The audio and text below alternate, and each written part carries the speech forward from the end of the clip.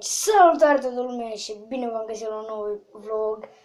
Astăzi sunt aici.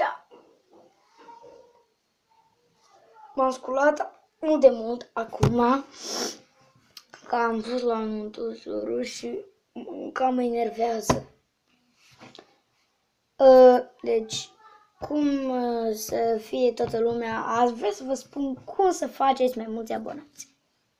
În primul rând trebuie să aveți o cameră de calitate, să știți cum să vorbiți, să nu vă gândiți așa cum fac eu câteodată. Și să aveți videouri de calitate și să fie editate. Da, asta e cele mai importante lucruri pe care trebuie să le faceți. Dacă aveți, de exemplu, un canal de vlog, cum și PewDiePie a ajuns și Elias Vlogs și alții, în fine, nu numai Elias Vlogs e cel mai mare vlogger, da, e PewDiePie cel mai mare, dar în fine, sunt și alții.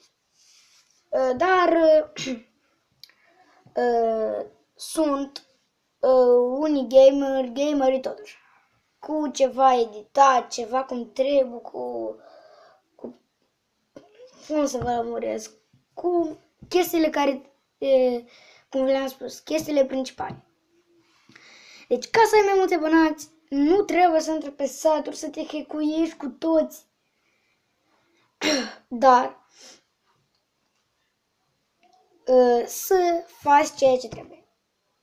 Doar cei care vor să mulți abonați se hackuiesc.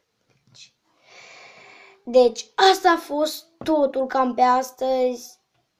Să nu uitați să dați like, să vă abonați, să scrieți în descriere ce v-am spus astăzi la video precedent cu 38 de minute, 40 de minute în urmă și pa, pa!